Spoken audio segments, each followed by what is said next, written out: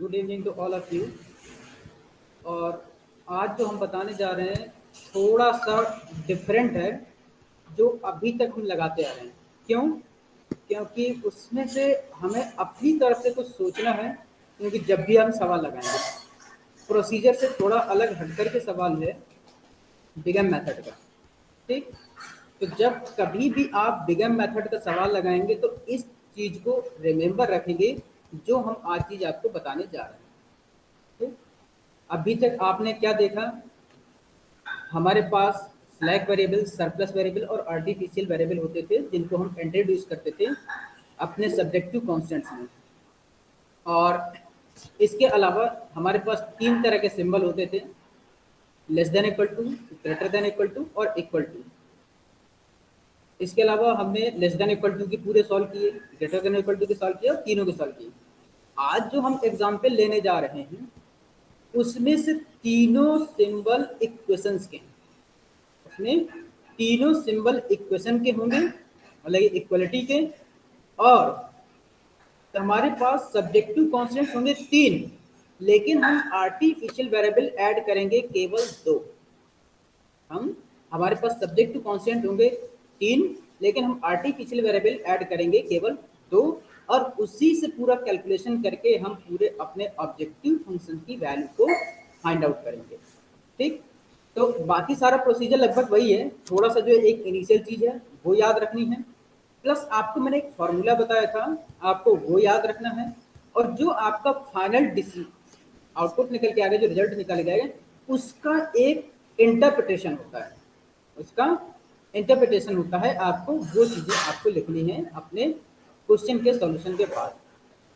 ठीक, तो चलिए स्टार्ट करते हैं उस क्वेश्चन को और देखते हैं कि जो हमारे पास क्वेश्चन दिया हुआ है उसमें से हमारे पास क्या जो पिछले मेथड सॉल्व कर चुके उसमें से क्या थोड़ा अलग हट करके है। तो देखिए हमारे पास ये क्वेश्चन है, एग्जाम्पल नंबर 5.53। ठीक, तो यहाँ पर लिखा हुआ है solve by big M method, solve by big M method. फिर हमारे पास ऑब्जेक्टिव फंक्शन दिया हुआ है maximise Z equal to x1 plus 2x2 plus 3x3 minus x4। ये हमारे पास ऑब्जेक्टिव फंक्शन दिया हुआ है। ठीक, अब देखिए सब्जेक्टिव कांस्टेंट से वो क्या है, x1 plus 2x2 plus 3x3 equal to 15। इस चीज को थोड़ा याद रखिएगा, x1 plus 2x2 plus 3x2 equal to 15। ठीक, दूसरे में देखिए 2x1 plus 2x1 plus 2x2 plus x3 plus x4 equal to 10। x1 plus 2x2 plus x3 plus x4 equal to 10। ठीक, हमारे पास ये तीन सब्जेक्टिव कांस्टेंट दिए हुए हैं और ये हमारे पास ऑब्जेक्टिव फंक्शन दिया हुआ है। अब हमें क्या करना है, हमें निकालना है इसका सॉल्यूशन बाय बिगम मेथड। तो देखिए since the constants are equations introduce artificial variables a1 comma a2 greater than equal to 0, the reformulated problem is given as follows। ठीक, अब देखिए क्या दिया हमारे पास, ये एक सब्जेक्टिव कांस्टेंट दिए हुए हैं किस फॉर्म में, इक्वेशन फॉर्म में। यहाँ पर जो तीनों सब्जेक्टिव कांस्टेंट्स हैं वो इक्वेशन फॉर्म है, इस चीज को आपको याद रखना है। ठीक है ना, आप जो देख रहे हैं यहाँ पर तीनों के तीनों इक्वेशन फॉर्म में है। ठीक, अब जब हम इसके सब्जेक्टिव कांस्टेंट में आर्टिफिशियल वेरिएबल ऐड कर रहे हैं, हम इसमें जब आर्टिफिशियल वेरिएबल ऐड कर रहे हैं तो देखिए क्या है, x1 plus 2x2 plus 3x3 plus a1। हमने बताया था कि इक्वल टू के केस में आपको केवल आर्टिफिशियल वेरिएबल ऐड होगा। ठीक, तो a1 equal to 15, a1 equal to 15। ठीक है ना, फिर इसके बाद दूसरा है 2x1 plus x2 plus 5x3 equal to, और यहाँ पर a2 हमने जोड़ा है। यहाँ पर जो दूसरा स्लैक वेरिएबल है वो आर्टिफिशियल वेरिएबल है वो हमने a2 ऐड किया इक्वल टू 20। तो हमारे पास ये सब्जेक्टिव कांस्टेंट बन जाएगा 2x1 plus x2 plus 5x3 plus a2 equal to 20। तीसरे में देखिए x1 plus 2x2 plus x3 plus x4 equal to 10। यहाँ पर a क्यों नहीं जोड़ा, हमने यहाँ पर एक क्यों नहीं जोड़ा? यहाँ पर ये x4 जो है ऑलरेडी एक हमारे पास डिसीजन वेरिएबल है, और जब कभी भी इस तरह से आपकी कंडीशन दी हो, जरूरी नहीं कि इक्वल टू हो, less than equal to, greater than equal to कुछ भी हो सकते हैं, आप दो से ज्यादा आर्टिफिशियल वेरिएबल ऐड नहीं करेंगे आप, क्योंकि आपके सिलेबस में दो से ज्यादा आर्टिफिशियल वेरिएबल का नहीं, आपके सिलेबस में दो से ज्यादा आर्टिफिशियल वेरिएबल का नहीं है। और यहाँ पर देखिए जो आपका x4 है वो ऑलरेडी आपका आर्टिफिशियल वेरिएबल का काम कर रहा है। यहाँ पर जो x4 है वो आपका ऑलरेडी आर्टिफिशियल वेरिएबल का काम कर रहा है, ठीक। अब अगर इसका देखना चाहें तो कैसे, जो ऑब्जेक्टिव फंक्शन है, जो ऑब्जेक्टिव फंक्शन है वहां पर देखिए ऑलरेडी इसको एक्सक्लूड किया गया है, ऑलरेडी इसको एक्सक्लूड किया गया है। तो इसी वजह से यहाँ पर भी x4 आपका क्या है, एक एज ए आर्टिफिशियल वेरिएबल की तरह काम कर रहा है। इसीलिए जब हम इसका इनिशियल फिजिबल सॉल्यूशन निकालेंगे, जब हम इसका इनिशियल फिजिबल सॉल्यूशन निकालेंगे तो हम केवल x1 equal to 0, x2 equal to 0 और x3 इक्वल टू 0 लेंगे। हम यहाँ पर लेंगे x1 equal to, x2 equal to और x3 इक्वल टू 0, ये केस ले रहे हैं। तो हमारे पास किसकी वैल्यू आ जाएगी, हमारे पास आ जाएगी a1 कॉमा a2 और कामा x4 की वैल्यूज आएंगी। तो यहाँ पर देखिए आपके पास इनिशियल सॉल्यूशन क्या आया है, a1 equal to 15, a2 equal to 20 और x4 equal to 10, x4 equal to 10, क्योंकि यहाँ पर ये भी एज ए एक आर्टिफिशियल वेरिएबल की तरह काम कर रहा है। आपने यहाँ पर ऑलरेडी इसको देखिए एक्सक्लूजन में ले रखा है, ठीक। तो इस चीज को थोड़ा रिमाइंड रखिएगा कि आपके पास अगर एग्जाम में आपके पास दो से ज्यादा आर्टिफिशियल का वेरिएबल वाला न्यूमेरिकल नहीं आएगा, इसी को, ठीक। अब हमें क्या करना है, इसकी टेबल कंस्ट्रक्ट करनी है। Now we have to construct initial table for the given linear programming problem which we have to solve by using big M method, जो हम बिगम मेथड के द्वारा सॉल्व करेंगे, ठीक। तो चलिए देखिए हम सॉल्व करते हैं इसको बिगम मेथड के द्वारा। पहला, सबसे पहले आपको टेबल कंस्ट्रक्ट करनी है, तो आपको जो ऑब्जेक्टिव फंक्शंस हैं उसके कोफिशिएंट रखना है, आपको जो ऑब्जेक्टिव फंक्शन है उसके कोफिशिएंट रखना है, ठीक। तो देखिए ऑब्जेक्टिव फंक्शन के कोफिशिएंट को हम किससे डिनोट करते हैं, सीजे, सीजे का मतलब C1, C2, C3, C4, जे की वैल्यू 1 से लेकर के n तक। तो यहाँ पर जब 1 है ये C1, ये 2 है वो C2, ये 3 है वो C3, ये -1 है वो C4, ये यहाँ -m है ये C5, ये -m है ये C6, ठीक। ये सीजे की वैल्यूज हमारे पास दी हैं, कहाँ से, ऑब्जेक्टिव फंक्शन से।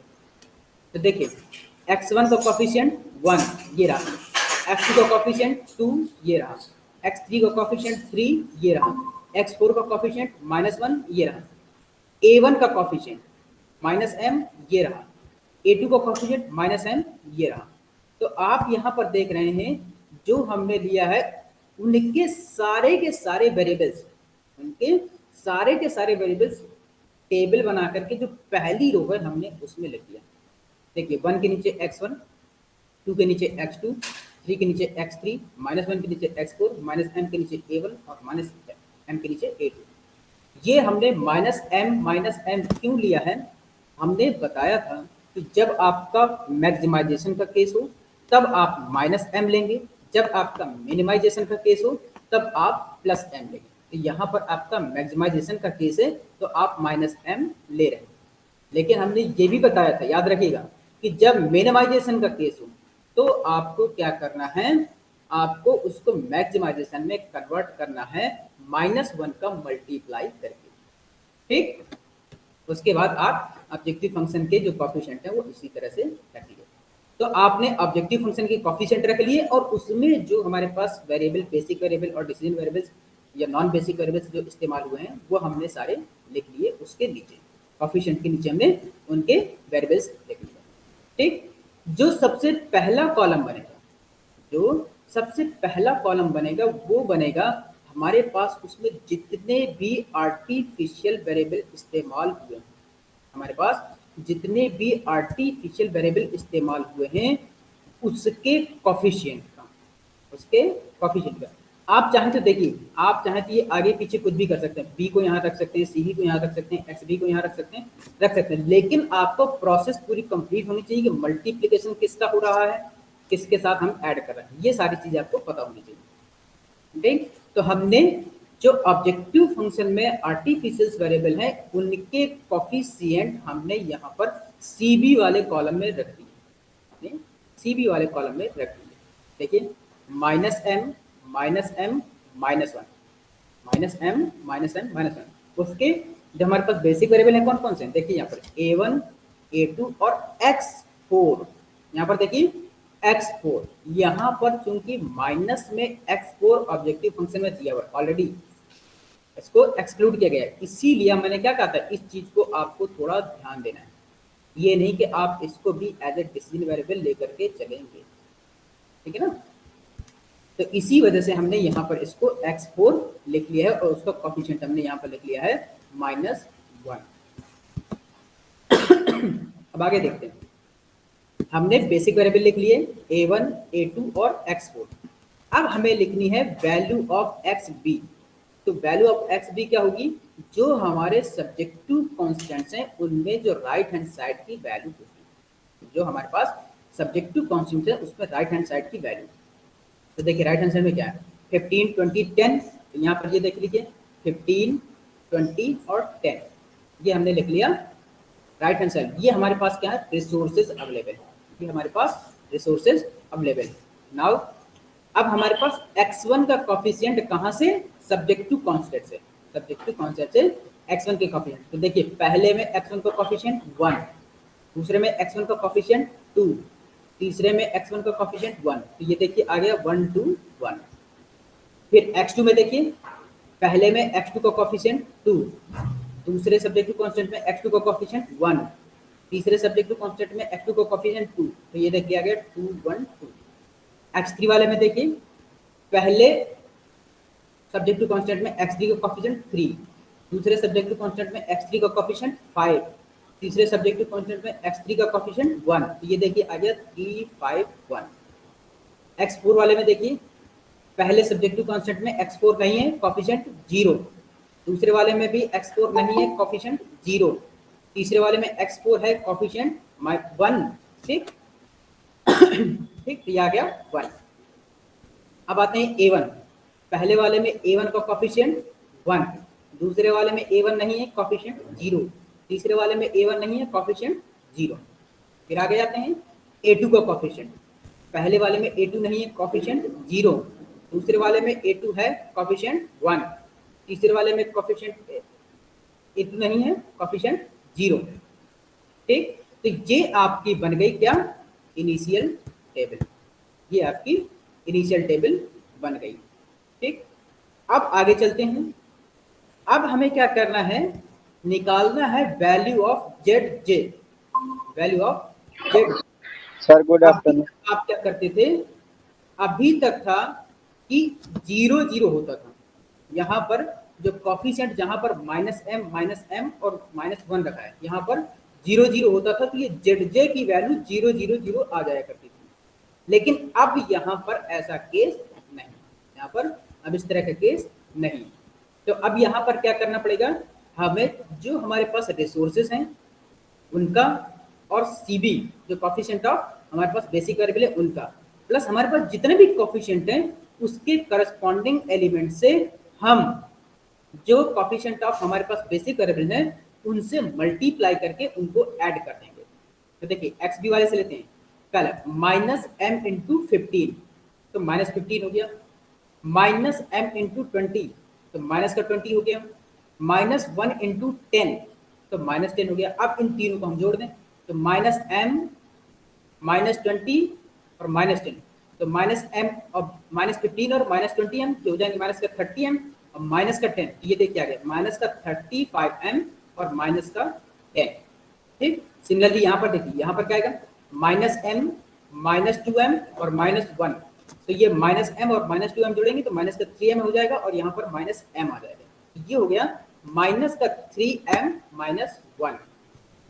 ठीक, आगे x2 वाले में देखिए, माइनस का 2m माइनस का m, तो माइनस का 3m और माइनस 1 इंटू 2 तो माइनस का 2 तो minus 3m into minus 2।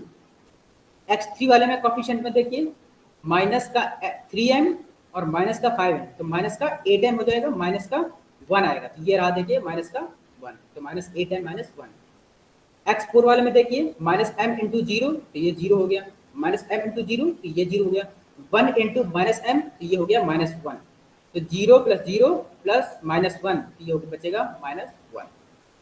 A1 वाले में देखिए, माइनस m इंटू 1 तो माइनस m, फिर minus m into zero zero, minus 1 into zero zero, तो माइनस का m केवल आएगा। ठीक, फिर यहाँ पर देखिए माइनस m इंटू जीरो ये हो गया जीरो, माइनस m इंटू 1 ये हो गया माइनस का m, या माइनस 1 इंटू जीरो ये हो गया जीरो, तो यहाँ पर आ गया माइनस का m। ठीक, अब हमें निकालनी होती थी ZJ माइनस CJ की वैल्यू, अब हमें निकालनी है ZJ माइनस CJ की वैल्यू। ठीक, तो ZJ हमारे पास आ गए हैं, CJ हमारे पास जो कोफिशिएंट ऊपर रखे हैं हमारे पास वो है, तो हम ZJ में से CJ घटाएंगे, तो हमारे पास माइनस 3m माइनस 1 और माइनस 1 ये वाला, पहले वाले में देखिए माइनस 3m माइनस 1 और माइनस 1, तो कितना हो जाएगा, माइनस का 3m माइनस 1 माइनस 2 हो जाएगा, तो ये हो गया माइनस 3m माइनस 2। यहाँ पर देखिए माइनस का 2 है तो इसमें से घटेगा, तो माइनस 3m माइनस 2 माइनस 2, तो माइनस का 3m और माइनस का 4। यहाँ पर देखिए माइनस का 8m माइनस का 1 है, और फिर यहाँ से माइनस 3 फिर घटेंगे, तो ये हो जाएगा माइनस 8m माइनस 1 माइनस 3, तो आ जाएगा कितना, माइनस 8m माइनस 4। ठीक, फिर यहाँ से आएगा माइनस 1 माइनस माइनस 1, तो ये हो जाएगा प्लस 1, तो माइनस 1 प्लस 1 दोनों कट जाएंगे, जीरो। फिर यहाँ से देखिए minus m minus minus m, तो ये हो जाएगा प्लस m, तो minus m plus m zero, cut जाएंगे दोनों। फिर यहाँ से देखिए minus m minus minus m, तो ये फिर प्लस m हो जाएगा, तो minus m plus m zero, तो ये हमारे पास आ गए ZJ माइनस CJ की वैल्यू। अब हमें क्या देखनी है, इसमें सबसे मोस्ट नेगेटिव वैल्यू कौन सी है, तो अगर आप देखें तो सबसे मोस्ट नेगेटिव वैल्यू है आपकी माइनस का 8m माइनस 4। क्यों, क्योंकि अगर m की कोई भी पॉजिटिव वैल्यू लेंगे तो ये सबसे ज़्यादा नेगेटिव आएगा। क्यों, क्योंकि यहाँ माइनस m है और यहाँ पर 8 है, तो इस वजह से ये सबसे मोस्ट नेगेटिव वैल्यू इसकी आएगी।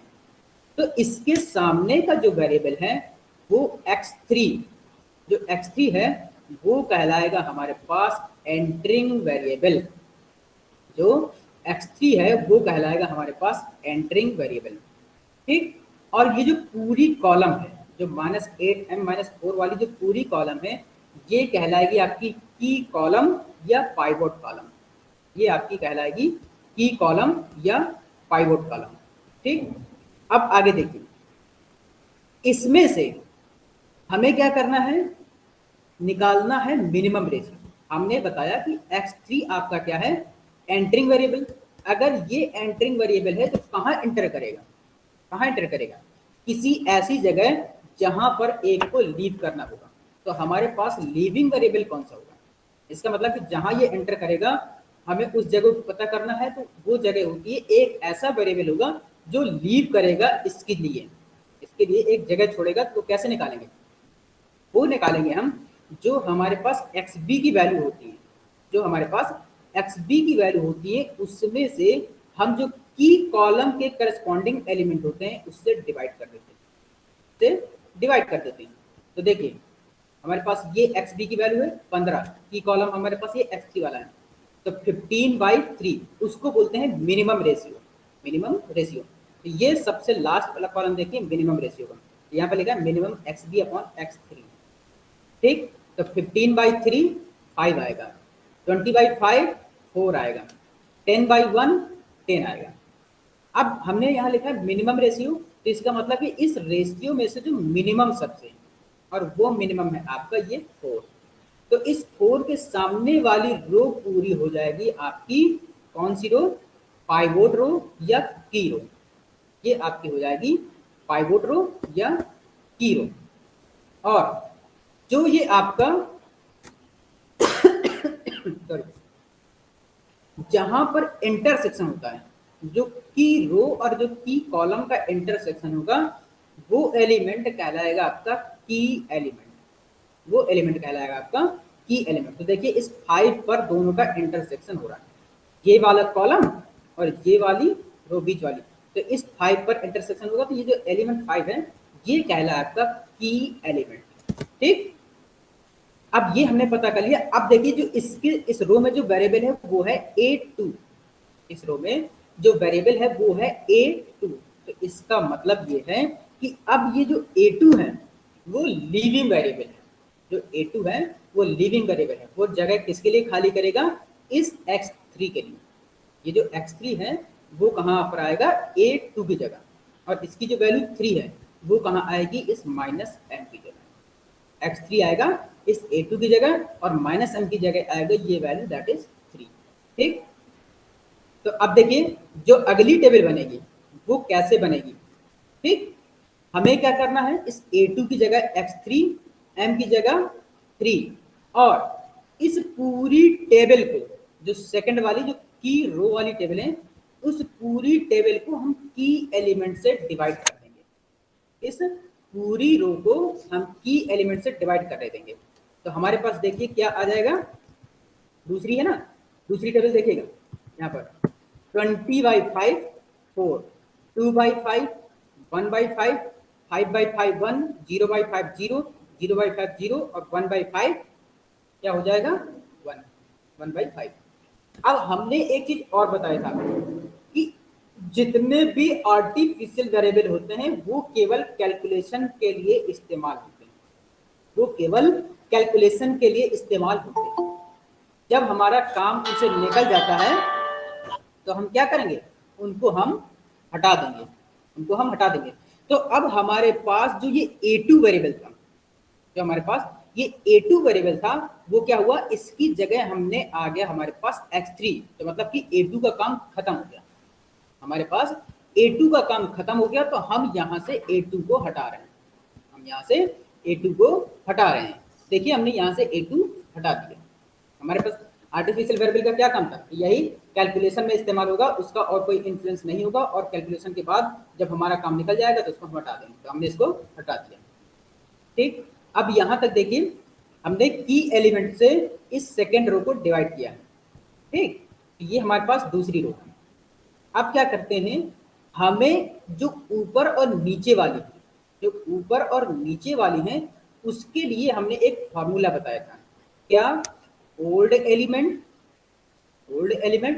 Minus product of element in key row and की column divided by key element.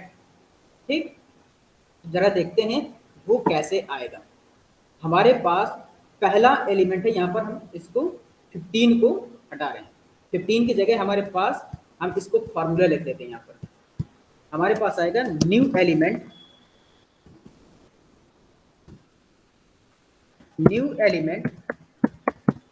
Equal to, क्या आएगा formula, old element minus within the bracket, bracket के अंदर आएगा आपका प्रोडक्ट ऑफ एलिमेंट इन रो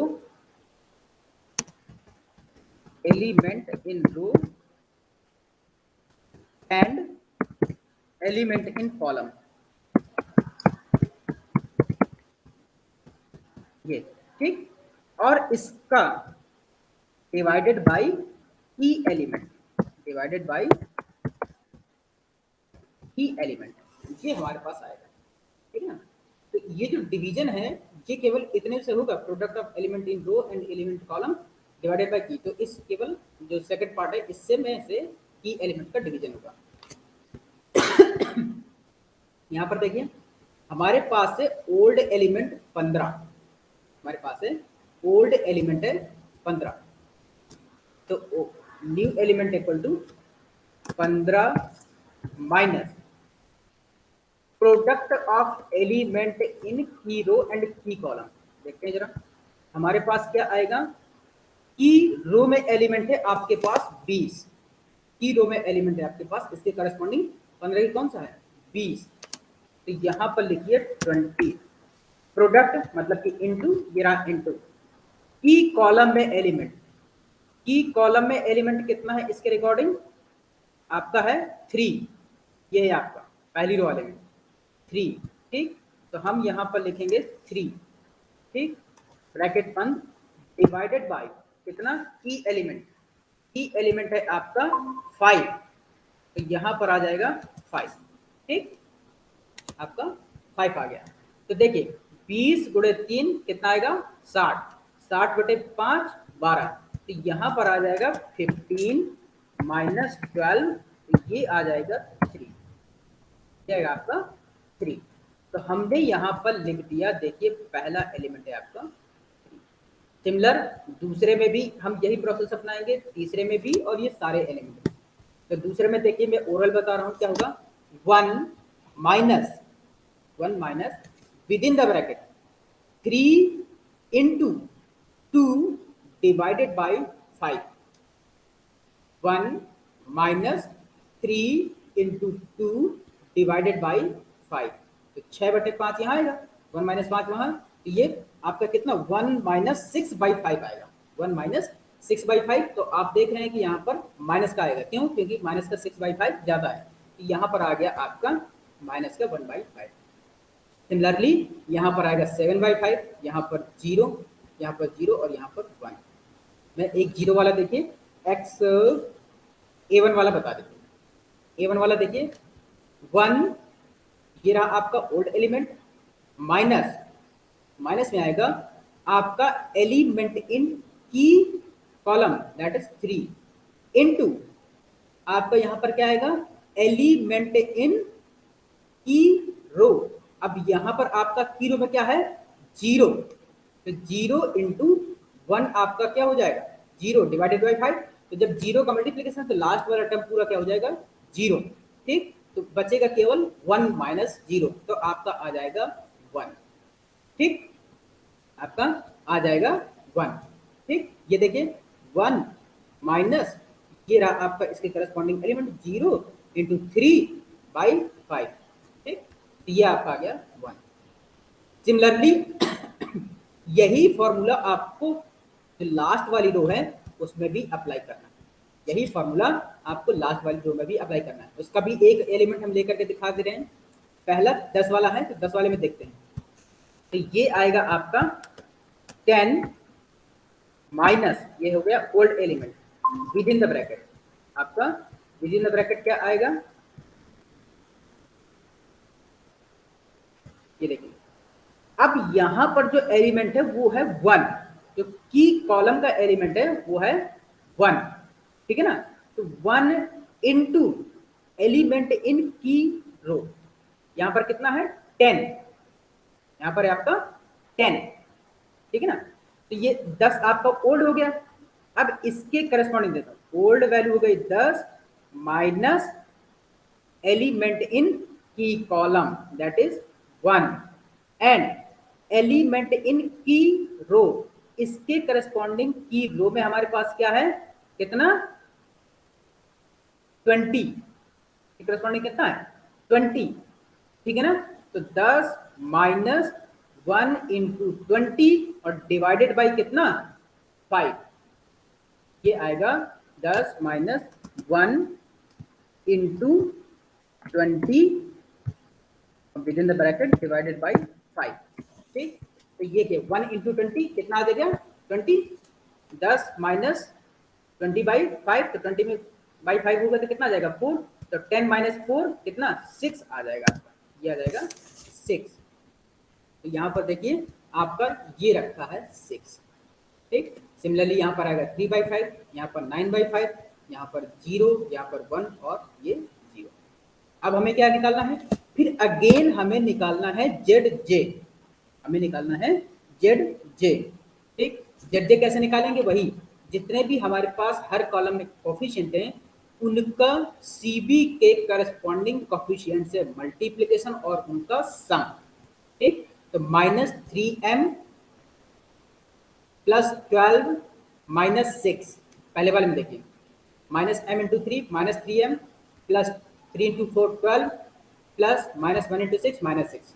तो अगर हम पहला देखें तो हमारे पास आएगा माइनस का 3m plus 4 into 3 4 into 3 plus 6 into -1, 6 into -1, ठीक।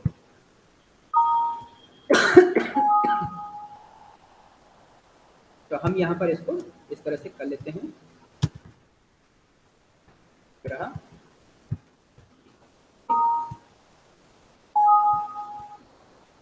और इसको भी हम पूरा विद इन द ब्रैकेट ऐसे कर लेते हैं, ठीक। ये बन गया। तो अब यहाँ से देखिए, अब यहाँ पर जब हम करेंगे तो हमारे पास क्या आ जाएगा, देखिए 3m, यहाँ से 3m ये माइनस हो गया, ये हो गया 4 इंटू 3 12, और यहाँ से आएगा ये माइनस का 6, तो ये हो जाएगा माइनस का 3m प्लस का 12 माइनस का 6, तो प्लस का 6 बच जाएगा केवल, तो माइनस का 3m प्लस 6, तो देखिए यहाँ पर आ गया माइनस का 3m प्लस 6, ठीक। आगे देखिए सिमिलर इसमें भी आ जाएगा 1/5m प्लस 3/5, तो देखिए क्यों, क्योंकि यहाँ पर माइनस माइनस प्लस हो रहा है, इसलिए प्लस का 1/5 आया है। यहाँ ये माइनस है, ये हो जाएगा 6/5 माइनस 3/5, तो 6/5 में से माइनस का 3/5 चला जाएगा, तो 3/5 बच जाएगा, ठीक। तो ये आपकी वैल्यूज जेड जे की आ गई।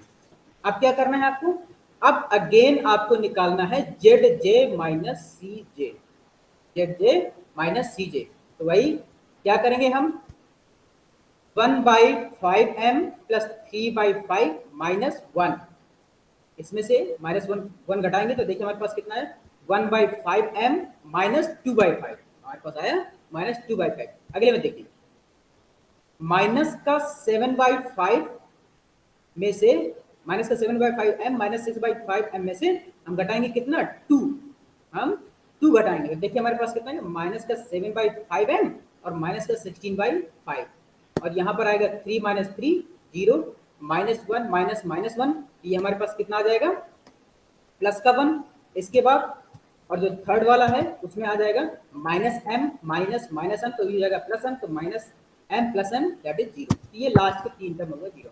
अब अगेन हमको चेक करना है कि इसमें से क्या कोई नेगेटिव है, बिल्कुल है, ये जो आपका ये वाली वैल्यू, ये आपकी जो ये वैल्यू है, देखिए ये दोनों टर्म नेगेटिव है, तो m की कोई भी वैल्यू रखिए तो ये इसका नेगेटिव आएगा, ठीक। तो इसका मतलब कि ये सबसे मोस्ट नेगेटिव हो, तो अब इसके सामने का जो वेरिएबल है, जो इसके सामने का वेरिएबल है वो है कौन सा, एंटरिंग वेरिएबल, और ये कॉलम है की कॉलम, ठीक। अब लीविंग कौन सा होगा, हमें क्या करना है, एक्स बी में से इससे के जो की कॉलम के एलिमेंट है उससे डिवाइड कर देंगे, तो अब एक्स बी के देखिए एलिमेंट भी बदल चुके हैं, ये हो गया 3/3 4 और 6, तो यहाँ पर आएगा 3/7/5 4/1/5 6/9/5, देखिए ये आ गया 3/7/5, आ गया वैल्यू कितना 15/7, यहाँ से आएगा 4/1/5, तो आ गया कितना 20, फिर यहाँ से आएगा 6/9/5, तो ये आ जाएगा 30/9। अब हमें क्या देखना है, सबसे कम रेशियो किसका है, तो देखिए ये 3 से ज्यादा है, 9 3 27, ये 7 2 14, ये वाला 2 से है, तो पहला वाला जो आपका रो है वो होगा कौन सा, की रो, आपका जो पहला वाला रो है वो होगा की रो, ठीक। आपको की कॉलम और की रो पता चल गया। अब इसमें से जो लीविंग वेरिएबल होगा वो होगा a1, ये आपका a1 आपका लीविंग वेरिएबल है, ठीक। अब किसकी जगह, x2 की जगह, x2 की जगह, इसका मतलब a1 की जगह अब आएगा x2, और इस -m की जगह आएगा क्या 2, इस -m की जगह 2, और इस a1 की जगह x2, ठीक, ये तो आएगा। साथ में ही अब क्या करना है, इस पूरी रो को जो की रो और की कॉलम का इंटरसेक्शन पॉइंट, मतलब कि जो है हमारे पास की एलिमेंट उससे डिवाइड कर देंगे, मतलब कि 3/7/5 -1/5 7/5 7/5 डिवाइडेड बाई 7/5 0/7/5 0/7/5 और 1/5 7/5। और अगली जो हम टेबल बनाएंगे, अब चूंकि इस a1 का काम खत्म हो गया, ये a1 हट रहा है ना, अब a1 की वैल्यू आ रही है, तो अगली टेबल में हम इस A1 को भी एलिमिनेट कर देंगे। क्यों? क्योंकि इसके कैलकुलेशन का हमारा काम खत्म हो चुका है। ठीक, तो हम देखिए अगली टेबल में क्या कर रहे हैं। यहां पर देखिए हमारे पास A1 था, A1 की जगह क्या एंटरिंग वेरिएबल x2, तो ये देखिए आ गया आपका x2। ठीक, x2 की वैल्यू यहां पर कितनी थी 2, तो देखिए ये वाला 2 आ गया यहां पर। ठीक, अब इसके बाद हमने इस पूरी रो को जो की एलिमेंट 7/5 है उससे डिवाइड कर दिया, तो देखिए 3/7/5 तो कितना आ जाएगा 15/7, माइनस 1/5 7/5 तो कितना आ जाएगा माइनस का 1/7, 7/5 डिवाइडेड बाई 7/5 तो 1 आ जाएगा। जीरो से डिवाइड करेंगे तो जीरो आ जाएगा, यहाँ भी जीरो और यहाँ पर ये वाला कॉलम आपका खत्म। क्यों? क्योंकि हमारा कैलकुलेशन में इसका काम खत्म हो गया, इसका काम ओवर। ठीक, अब अगेन जो बाकी की दो बची हुई रो हैं, जो बाकी की दो बची हुई रो हैं उसमें से हम फिर वही पुराना वाला फंडा अपनाएंगे। क्या? Old element minus product of element in key row and element in column divided by key element. तो देखिए जो आएंगे वो क्या है, यहाँ पर आ जाएगा आपका फर्स्ट में 25/7, यहाँ पर 3/7, यहाँ पर 0, यहाँ पर 1 0। ठीक, सिमिलरली थर्ड रो में क्या आ जाएगा 15/7, 6/7, 0 0 1। ठीक, ये आपका फॉर्मूला अप्लाई करने के बाद आ गया। अब अगेन हम क्या निकालेंगे जेड जे, हम अगेन निकालेंगे जेड जे, तो फिर वही 2 इंटू 15/7, 3 इंटू 25/7 और -1 इंटू 15/7, इन तीनों को ऐड करेंगे। हम इन तीनों को ऐड करेंगे तो वैल्यू आएगी 19/7, 19/7 ऐड कर लीजिए देखिए। ठीक, आगे देखिए फिर -1/7 इंटू 2, 3/7 इंटू 3, 6/7 इंटू -1 और फिर इन सबको ऐड कर देंगे। तो यहाँ से एक आइडिया मैं आपको यहाँ से 90/7 वाले से बता दे रहा हूँ, ये हो जाएगा आपका 15 दूनी 30 और ये 25 दिया 75। ठीक, 75 और 30 आपका कितना हो गया 105, और 105 में से आपके 15 ये माइनस हो जाएंगे, ये वाला 15 माइनस हो जाएंगे, तो देखिए 90 आपका आ गया। तो ऐसे ही ये आपका यहाँ पर आ जाएगा 90/7, ये 1/7, ये 2, ये 3 और ये -1। अब अगेन आपको क्या निकालना है value of Z J. Now you have to find the value of Z जे।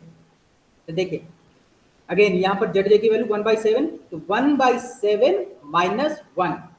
ठीक, फिर यहाँ से 2/2, 2 - 2 0, यहाँ से 3 - 3 0, -1 -1, तो ये -1 +1 हो जाएगा, तो ये हो जाएगा 0। अब कोई नेगेटिव वैल्यू है अगेन? हाँ है। अब ये पहला वाला भी अभी हमारे पास नेगेटिव आ रहा है, अभी ये एक नेगेटिव और आ रहा है। तो अब हम क्या करेंगे, अब हम निकालेंगे इसका। अब हमारे पास एंटरिंग वेरिएबल आ रहा है x1, हमारे पास एंटरिंग वेरिएबल है x1। ठीक, तो जो जिसमें एंटरिंग वेरिएबल है उस वो वाला कॉलम कौन सा हो जाएगा, हमारे पास हो जाएगा की कॉलम, हमारे पास की कॉलम या पाइवट कॉलम। अब हमें क्या चाहिए लीविंग वेरिएबल, तो लीविंग वेरिएबल के लिए हमें क्या चाहिए मिनिमम रेशियो। तो मिनिमम रेशियो कैसे निकालेंगे, हमारे पास जो xb की वैल्यू है उसमें से जो की कॉलम के करस्पॉन्डिंग एलिमेंट है उससे डिवाइड कर देंगे। तो देखिए 15/7 डिवाइडेड बाई -1/7, 7 7 कट जाएंगे, आ जाएगा -15, तो चूंकि माइनस है खत्म कर देंगे, क्योंकि मैंने पहले बताया था कि अनडिफाइंड और माइनस की वैल्यू खत्म हो जाती है, नहीं लेते हैं उनको। यहाँ पर आते तो देखिए 25/7, 25/7 डिवाइडेड बाई 3/7, तो कितना आ जाएगा 7 7 कैंसिल, तो 25/3, इसकी वैल्यू आएगी लगभग 8 पॉइंट समथिंग। ठीक, यहाँ पर देखिए आएगा 15/6, तो ये वैल्यू आएगी लगभग 2 पॉइंट समथिंग, 2.5 के आसपास। ठीक, तो इन दोनों में से मिनिमम कौन सा है 15/6 वाला। तो इसका मतलब कि अब ये थर्ड रो आपकी क्या है, अब ये थर्ड रो आपकी बन गई की रो, अब आपकी थर्ड रो बन गई की रो। ठीक, अब जो इस की रो और की कॉलम में, जो इस की रो और की कॉलम में जो आपका इंटरसेक्शन पॉइंट है, जो इंटरसेक्शन पॉइंट है वो क्या होगा, वो हो जाएगा अब आपका की एलिमेंट। तो देखिए यहाँ पर आपका की एलिमेंट क्या है, 6/7। अब यहाँ पर आपका जो एलिमेंट है वो है 6/7। ठीक, इंटरसेक्शन पॉइंट है। अब एंटरिंग वेरिएबल है हमारे पास x1 और लीविंग वेरिएबल कौन सा है, x4। हमारे पास जो लीविंग वेरिएबल है वो है x4। तो मतलब कि x4 हटेगा, यहाँ पर क्या आएगा x1 और इसकी वैल्यू कितनी है 1, तो वो -1 की जगह आ जाएगा 1। ठीक, तो अब अगली टेबल में देखिए ये रख देंगे और साथ में ही इसके साथ ही हम क्या करेंगे, इस पूरी रो को मतलब कि थर्ड रो को 6/7 से डिवाइड कर देंगे। हम 6/7 से डिवाइड कर देंगे। तो देखिए थर्ड रो में देखिए केवल अभी पहले हमने x4 की जगह रखा x1।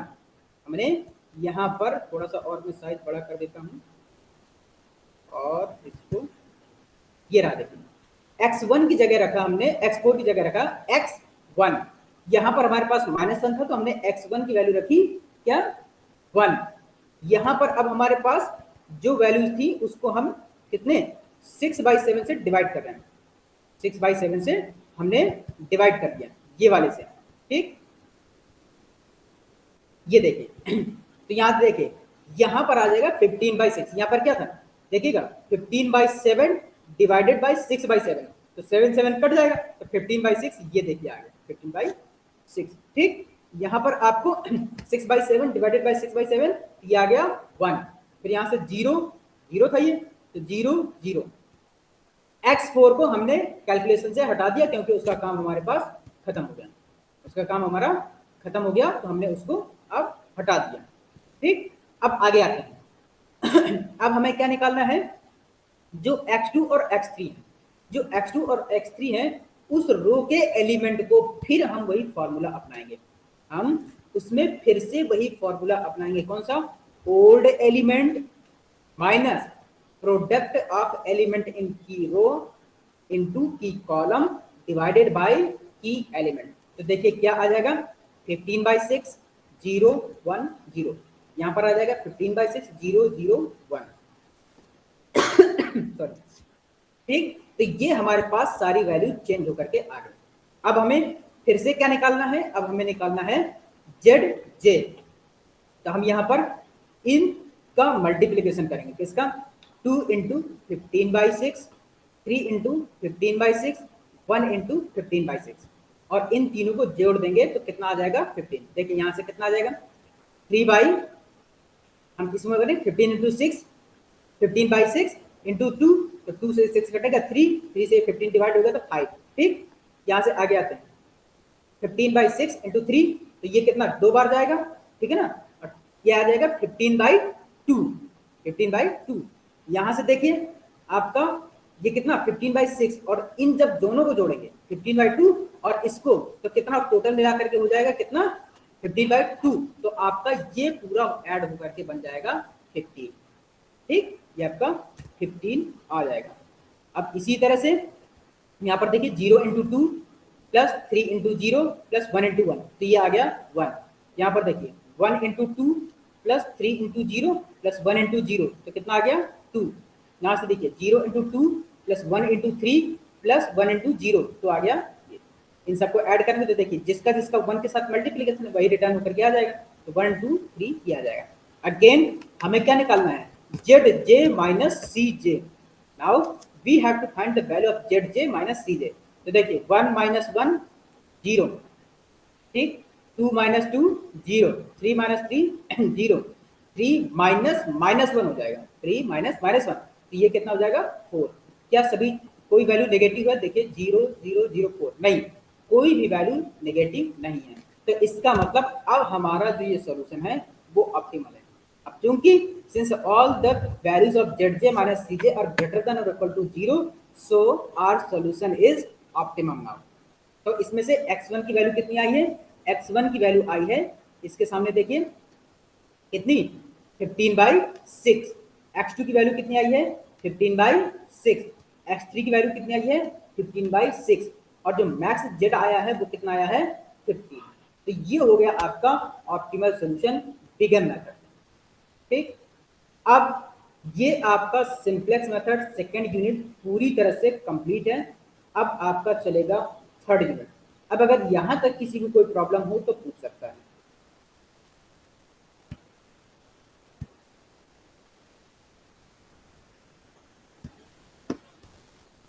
सभी लोग प्लीज